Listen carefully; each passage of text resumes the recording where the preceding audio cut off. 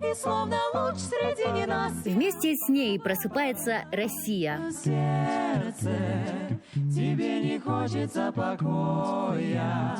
Она задает ритм на весь день. И дыхание, затаяв ночные окна, вглядываюсь я. Ее голос будоражит.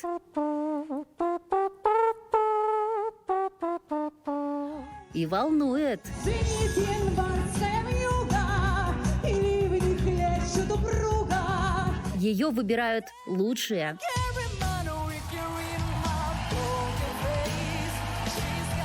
Якутию и Валерию отделяют тысячи километров, но малая родина всегда в ее сердце.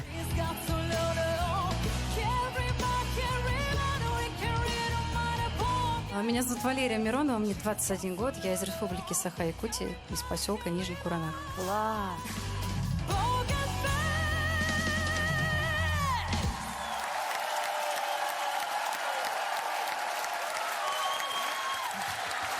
Ну что ж, Лера, я тебя приветствую.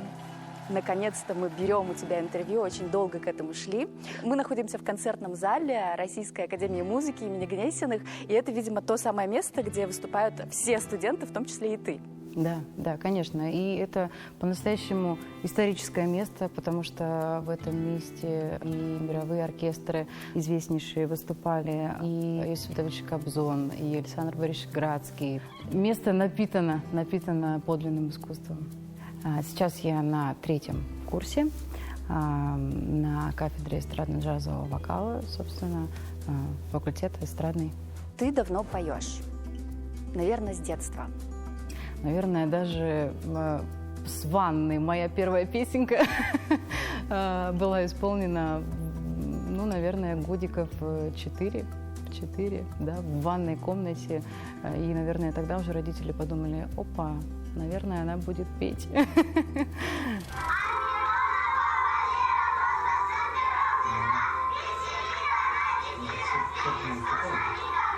В принципе, мои родители, за что я им безмерно благодарна, они придерживались той мысли, что ребенок должен заниматься искусством. Совершенно неважно каким, будь то танцы, которыми я, кстати, тоже занималась, у меня есть диплом об окончании хореографической школы, и должны заниматься дети музыкой, в общем, развиваться во всех областях, и неважно, что это, потому что это в любом случае все развивает мозг, и искусство, в принципе, очень важно для жизни каждого человека. А где ты училась? Где впервые пошла в музыкальную школу? Где впервые взяла профессиональный микрофон в руки? Наверное, в своем родном Алданском Улусе. Да, это произошло в поселке Нижний Куранах. Я училась в Нижнекуранахской гимназии. Вместе с тем, как я пошла в школу, меня родители отдали в музыкальную школу, в класс фортепиано к своему первому педагогу музыки. Это была Савинок Виктория Викторовна, она до сих пор там работает, трудится. И, конечно же, я тоже ей очень благодарна, потому что именно она стала тем человеком, который стал прививать мне вот эту вот любовь к музыке. Да. Ну, параллельно с музыкальной школой и танцевала, и пробовала пойти петь солисткой в местный дом культуры. И там были мои первые педагоги вокала, в том числе Дворец культуры «Металлург». Ну, дом культуры, но для меня он дворец, понимаете? Да, это мое первое место и вообще место, с которого мой творческий путь начался.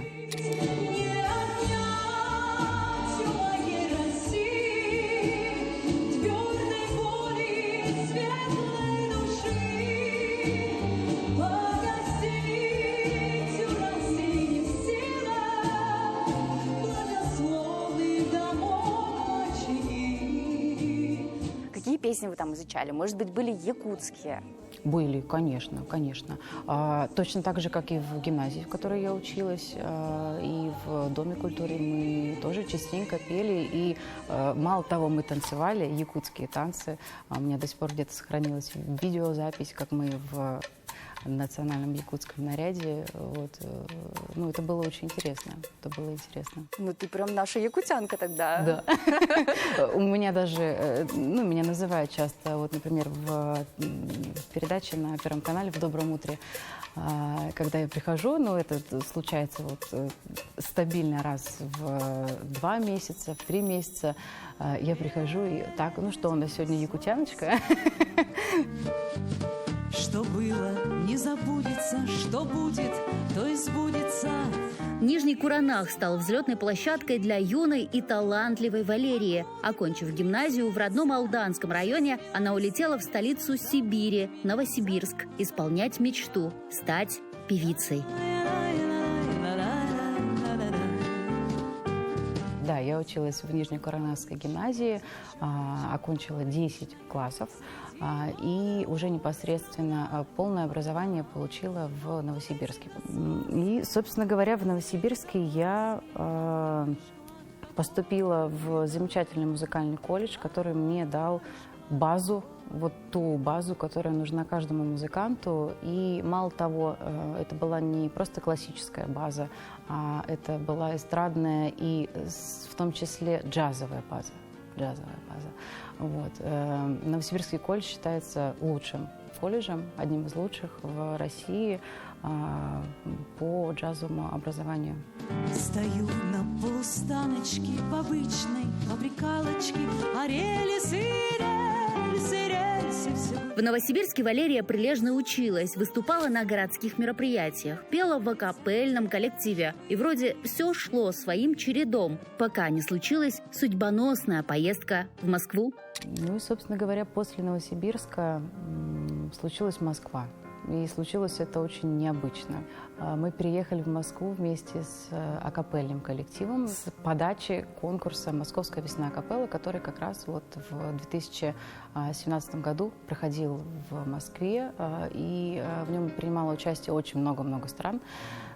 И мы заняли одно из призовых мест. Наверное, в тот момент у нас родилась мысль, что нужно нам попробовать в этом направлении двинуть в столицу. И мы всем коллективом впятером, у нас квинтет, переехали. Вот этот конкурс, он стал вашей, по сути, путевкой в большой город, в столицу. Да. И вы не пожалели? Нисколько. Победа на конкурсе вдохновила ребят. Окрыленные успехом, они собрали чемоданы и рванули в Москву. Но это оказалось слишком просто. Вопрос учебы встал ребром, и тогда Валерия решила – будет переводиться в Гнесинку. Я знала, что буду переводиться с понижением курса. В столицах принимают только так студентов. Но это было, честно говоря, пальцем в небо. Были большие сомнения, особенно в музыкальной сфере, музыкальной индустрии, когда ты прекрасно понимаешь, что 300 человек на одно место, а тем более, если ты хочешь поступать на бюджет, да, ну, это, как бы, если коммерция, то это деньги не малые, и для моей семьи, и для меня в тот момент были. Мы были все в одном потоке, то есть и переводники, и абитуриенты, все в одном потоке. И вот у нас было, не соврать бы, мест 8, наверное, бюджетных.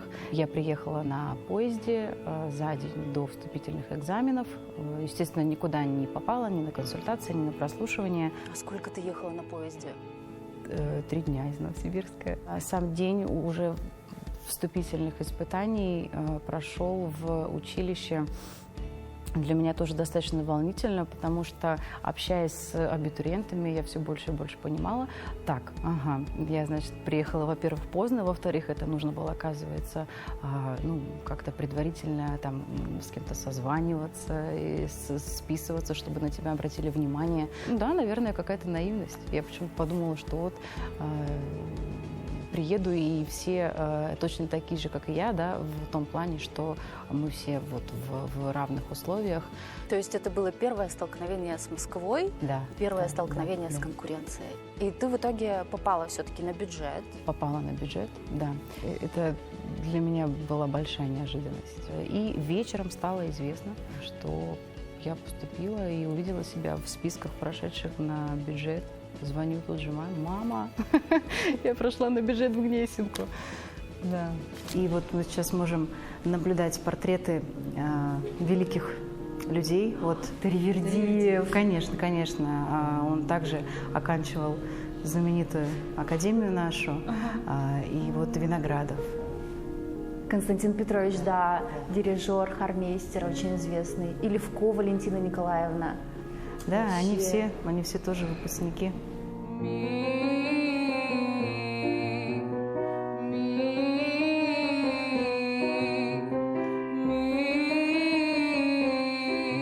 Самый престижный вуз, и, естественно, мы занимаемся давно, поэтому, конечно, у нас есть опыт, у нас много интересных предметов, у нас преподаватели с большим стажем.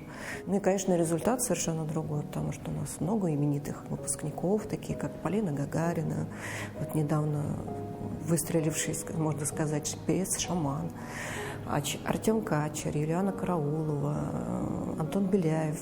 Много-много уже таких известных артистов, которые прошли именно Гнесинский путь и стали популярными. Со всей России съезжается много очень талантливых ребят, и, конечно, конкурс огромный, сложный, и на каждом этапе свои трудности.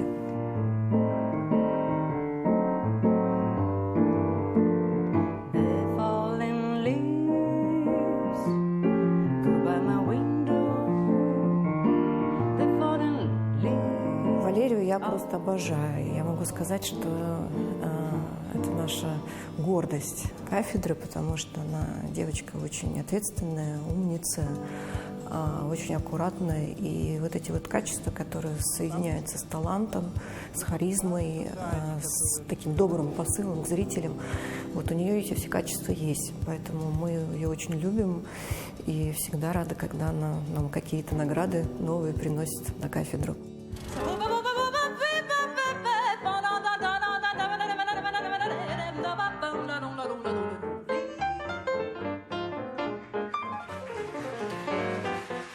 Ты поступила в Гнесинку, и затем ты решила проявиться на медиапространстве российском, и мы тебя уже видели по Первому каналу на шоу «Голос».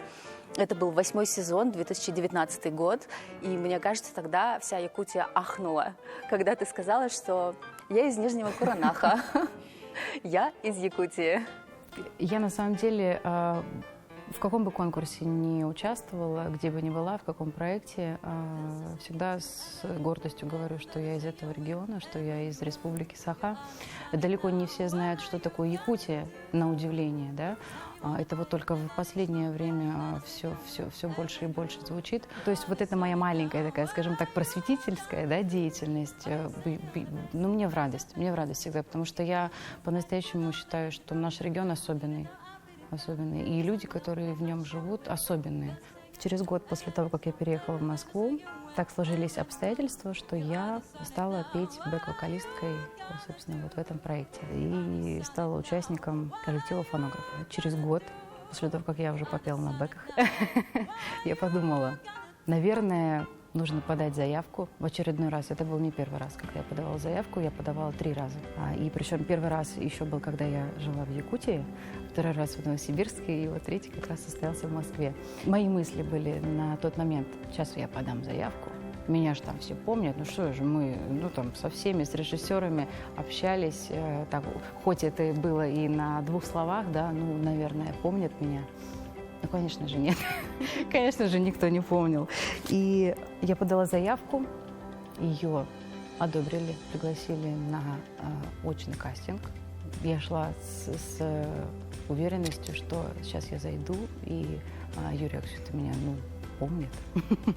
Как, мы же там все равно, вроде бы все вместе находились. Ну, нет, конечно, он не помнил. Но первое, что он сказал, когда я вошла, это: «Где же вы были раньше?»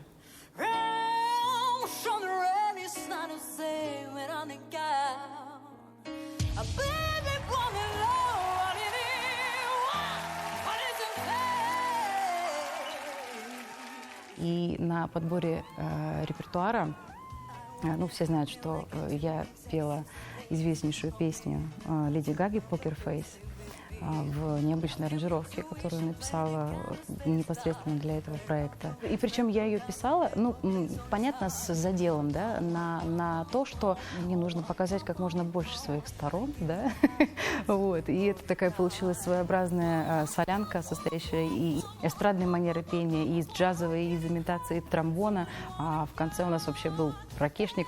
Вот тогда во мне была самоуверенность, которой иногда не хватает на самом деле. Всем очень понравилось.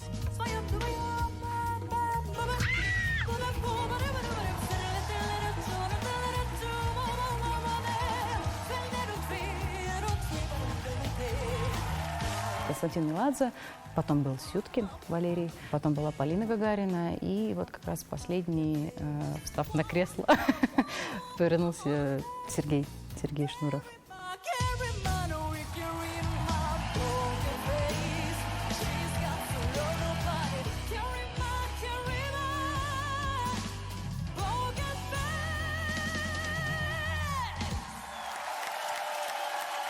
Это мой первый был выход на большую сцену. На самом деле я очень благодарна этому проекту, потому что он стал ступенькой, вот нужной ступенькой, которая, я считаю, практически каждому артисту нужна. И это был такой своеобразный Плацдарм для дальнейшего роста. Да. Потому что ты о себе заявила на всю страну, и о тебе уже знали не как о девушке с бэк-вокала. Ну да. А чем закончился «Голос»? Я прошла половину проекта, вылетела на нокаутах. В моей команде были сильные ребята достаточно, сильные. Твой нежный голос мне помог, и в чужом краю.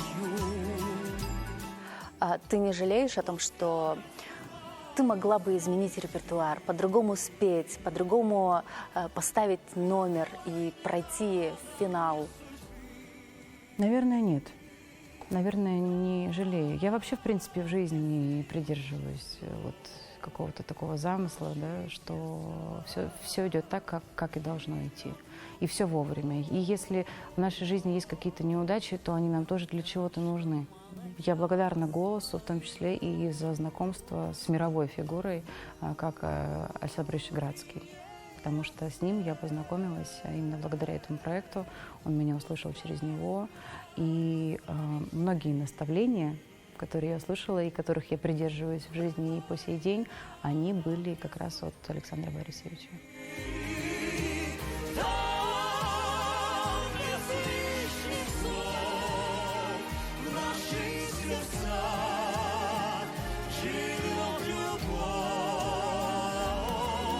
Попасть на «Голос» крайне сложно. Здесь нужно и обладать профессиональными навыками, и должна быть какая-то удача, по-моему, да, просто для того, чтобы оказаться. Вот.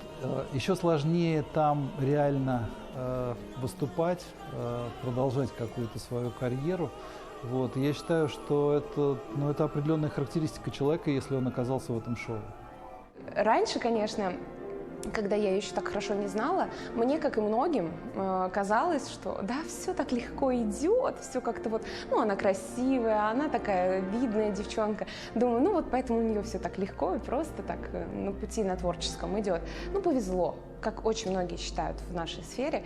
Но на самом деле, когда вот узнаешь ее и видишь, как она работает с материалом, как она работает над собой, как над артистом, то есть как она себя выкладывает как педагог, даже в том числе. Я вчера буквально была у нее на занятии с ученицей, которая у нас общая. Эта ученица у меня поет в коллективном уроке, а у нее в сольном, в индивидуальном. И я вчера увидела, как она работает как педагог, и я видела, как работает она как солистка, и я вижу, какой большой труд, сколько усилий она прикладывает для того, чтобы быть там, где она есть, и быть той, кем она является.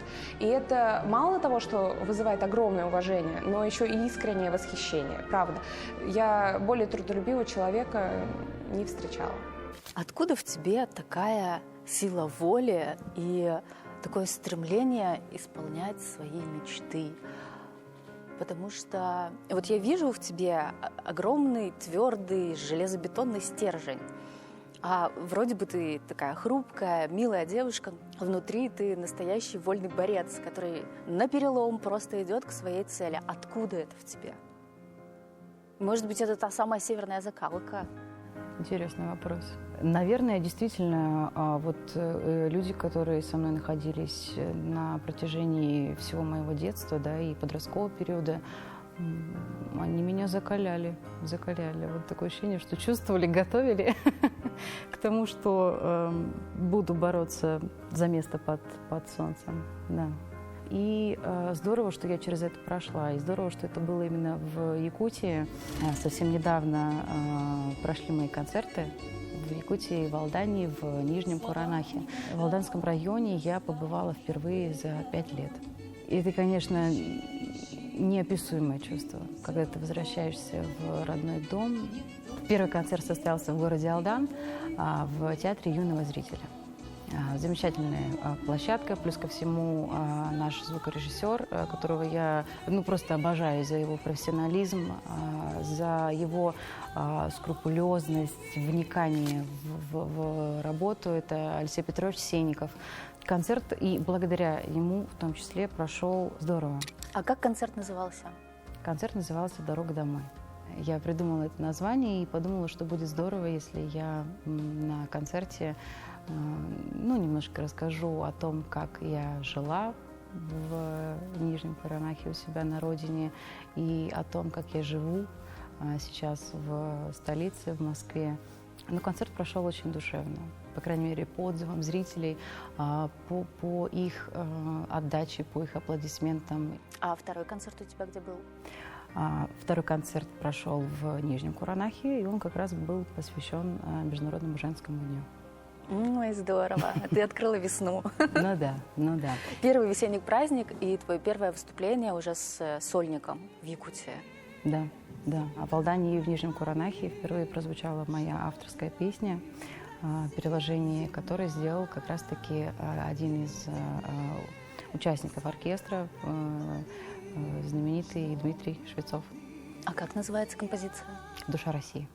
Не отнять у моей России твердой воли, светлой души, погасить у России не в силах благословных домов очаги.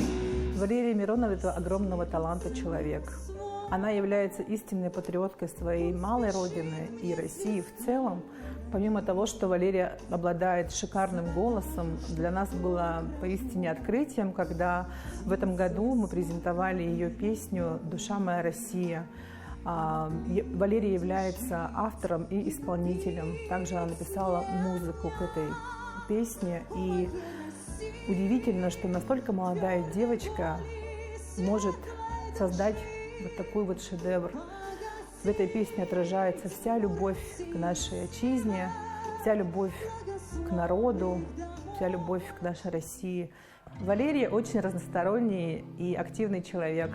Она, помимо того, что участвует в наших концертах, в флешмобах и благотворительных акциях, плюс она поддерживает наше молодежное движение «Айтал», помогает им в организации мероприятий. И в декабре 2023 года она принимала активное участие в организации бала новогоднего для наших студентов, где приняло участие свыше 200 человек студентов. С многими она подружилась, она для кого-то является уже как хорошим советчиком, другом, и это бесценно.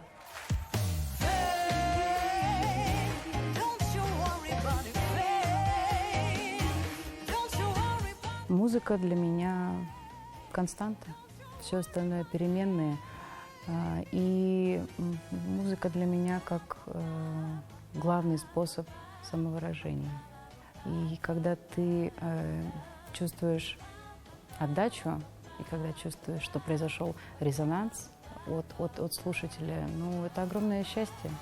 И это, наверное, то, ради чего стоит вообще этим всем заниматься.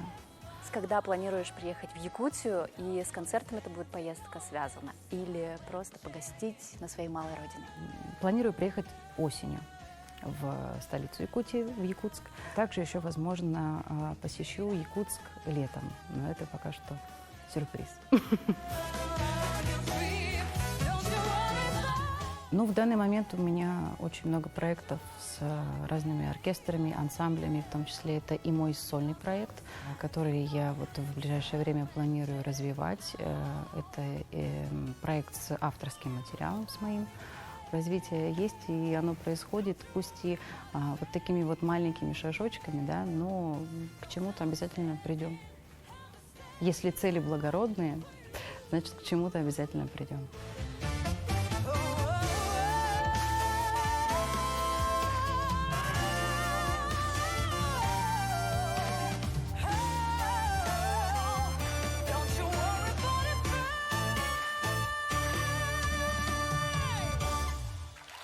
Айсена Бурнашова, Виктор Олесов, Григорий Николаев, Москва.